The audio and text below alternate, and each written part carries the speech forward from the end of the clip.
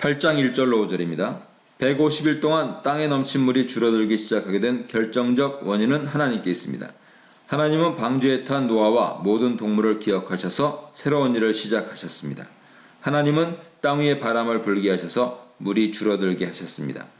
150일 동안 땅 위에 범람했던 물은 점점 줄어들기 시작했습니다.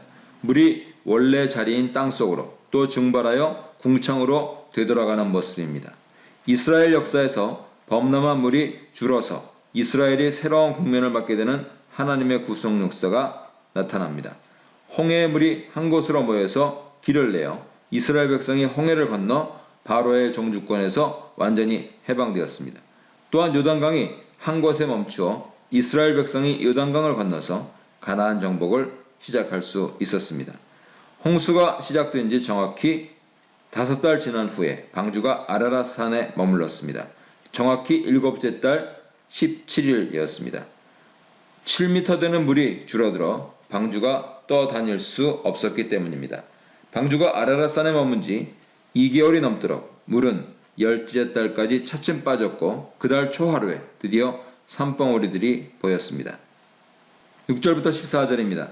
산봉우리들이 드러난 지 40일 후에 노아가 방주 창문을 열고 까마귀를 내보냈습니다. 까마귀가 방주로 돌아오지 않은 것은 먹을 것을 구하는데 어려움이 없었고 산에서 살 수 있었기 때문입니다. 노아는 그런 까마귀 습성을 알고 있었을 것입니다. 노아는 땅 위에 물이 얼마나 빠졌는지 알기 위해 비둘기를 내보냈습니다. 그 비둘기는 온 땅 위에 물이 있으므로 다시 방주로 돌아왔고 그는 손을 내밀어 비둘기를 방주로 들였습니다. 노아가 7일을 기다린 후 다시 비둘기를 방주에서 내보냈습니다. 그 비둘기는 저녁 때 올리브 잎사귀 3순을 입에 물고 돌아왔습니다. 노아가 땅 위에서 물이 줄어든 줄 알게 되었습니다. 노아는 7일을 더 기다렸다 다시 비둘기를 내보냈고 이번에는 돌아오지 않았습니다. 비둘기가 둥지를 틀어 살 수 있는 환경이 되었음을 시사합니다. 노아가 땅 위에서 물이 거친 것을 확인하는데 3개월이 소요됐습니다. 601년 첫째 달 초하루에 노아가 방주 뚜껑을 열고 물이 다 거쳐 지면이 드러난 것을 확인했습니다. 하지만 노아는 하나님께서 말씀하실 때까지 방주에서 나오지 않고 기다렸습니다. 거의 2개월이 지난 둘째 달 27일에야 땅이 완전히 말랐습니다. 홍수 심판으로 정화된 세상이 노아와 그의 가족 또 모든 동물을 위해 마련되었습니다. 하나님이 노아에게 방주에서 나오고 방주에 탄 모든 동물도 데리고 나오라고 명령하십니다. 노아와 함께한 모든 생물을 밧사르로 기술합니다. 그 밧사르는 새와 가축과 땅에 기는 모든 것입니다. 이 밧사르에 노아와 그의 가족은 포함되지 않습니다. 이는 하나님과 인격적인 관계에 있는 노아는 하나님 형상대로 창조된 사람 본연의 모습을 갖고 있음을 또한 그의 가족과 함께 창조시 계시된 하나님 경륜을 이루어갈 자임을 명시합니다. 방주에서 나온 모든 동물도 정화된 세상에서 하나님 명령을 순종하여 창조시 부여받은 질서에 부응하면서 새로운 시작을 하게 됩니다. 땅에 가득 차고 생육하고 땅에 번성할 것입니다. 먼저 노아와 그의 가족이 나오고 이어 들어갈 때 순서와 동일하게 동물들이 나왔습니다. 20절로 22절입니다. 노아가 드린 번제는 하나님께서 인간과 다른 모든 피조물을 위한 새로운 계획을 선포하시는 계기입니다. 큰 심판 후에 그리고 모든 것이 새롭게 시작되는 시점에서 감사와 간구를 위한 제사입니다. 속죄의 의미도 있습니다.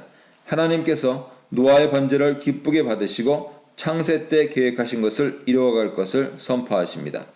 여호와께서 감각적으로 번제 향례를 맡으시고 노아 번제를 받으셨다는 뜻이 아닙니다. 제사가 하나님과 인간 사이에 화평을 회복하는 효과가 있음을 뜻합니다. 하나님께서 예배자와 그가 드리는 제물을 받으시고 평화를 주시는 것이죠.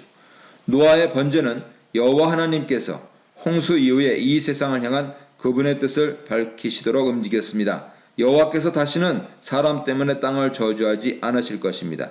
미래 홍수와 같은 심판이 2번 다시 있지 않을 것이란 것입니다. 하지만 이런 선언은 아담과 하와가 죄를 범한 대가로 땅이 받은 저주를 해제하지는 않습니다. 다만 그것에 저주가 더해지지 않을 것이라는 것입니다. 창조주 여호와 하나님께서 결심하신 동기는 그분의 은혜입니다. 사람의 마음이 어릴 때부터 악하다는 것은 사람이 생각하는 것이나 추구하는 것이 하나님 주권에 굴복하여 순종하지 않고 자기 중심적이라는 것입니다. 비록 사람의 마음의 생각, 예체르가 어릴 때부터 악하더라도 내가 다시는 사람으로 인하여 땅을 저주하지 아니하리라 말씀하시고 있는 것이죠. 홍수 심판으로 사람 마음의 생각, 예체르가 근본적으로 변화되지는 않는다는 것이죠.